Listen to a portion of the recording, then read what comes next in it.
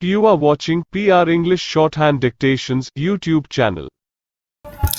This is English Shorthand dictation number 388 and the dictation speed is 120 words per minute. Ready?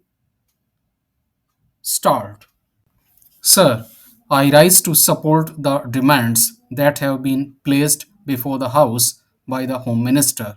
Sir, I need not remind the House that this year the Home Ministry's demands are being discussed in a context which can be described as almost unprecedented.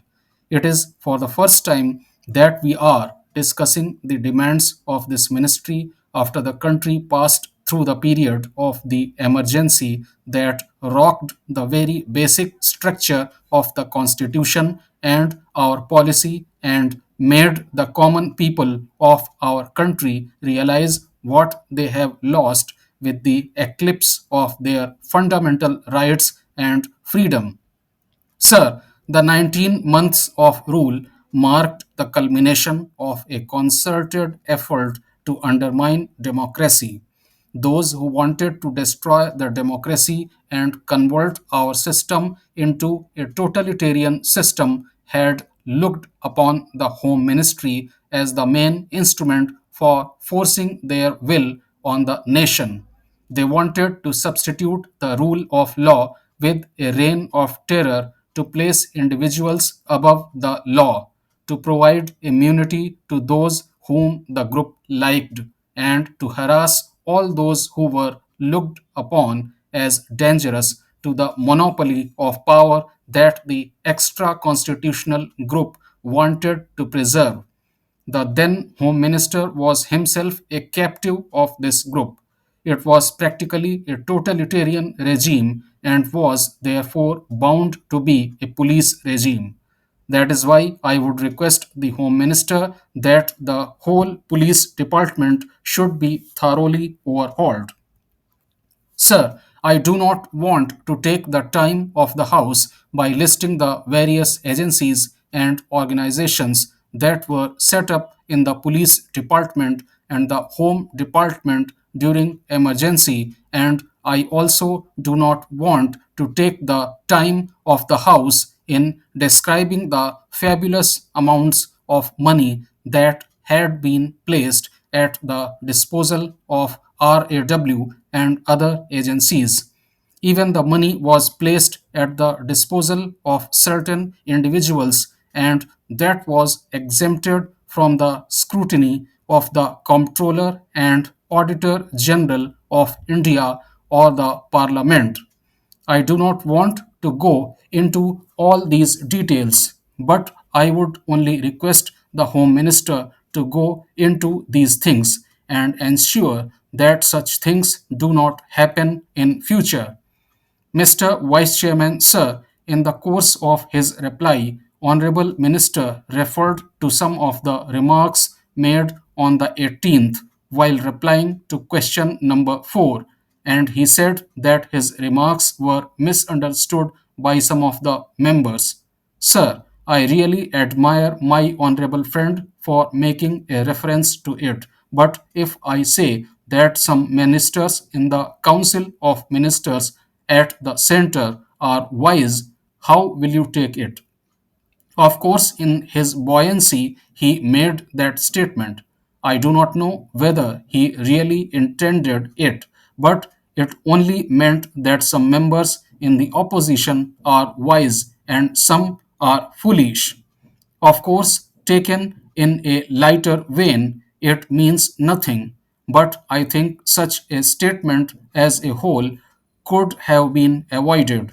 Now, sir, I welcome some of the statements made by him and I submit that in April the vacancies were 64 and in July the vacancies were 67.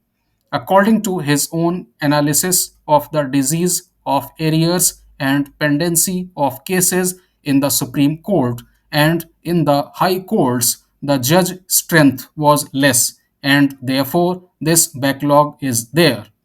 Now, the pendency as on 31st December 1987 was 5 lakhs.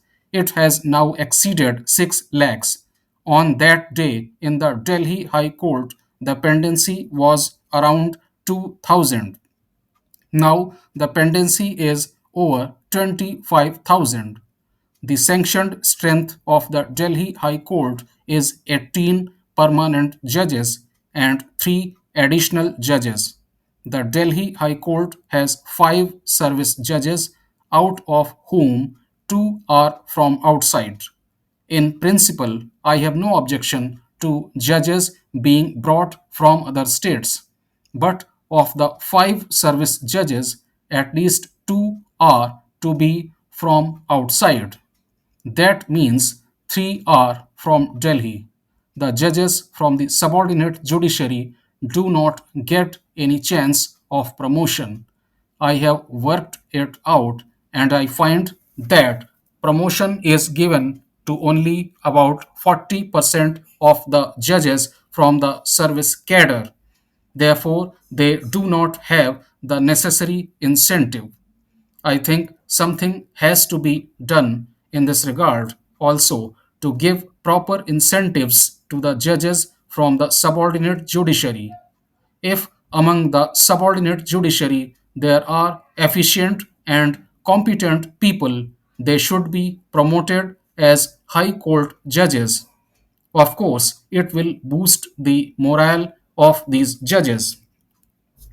Mr. Vice Chairman, sir, I am happy that this discussion is taking place on the question of the problem of arrears, because there is no doubt that if this is the most serious problem that the entire system of administration of justice is facing today, then it is the problem of arrears. Evidently, it is on account of these areas that delays take place in settling the disputes, and if delays take place in settling the disputes, the very purpose of settling them really becomes difficult.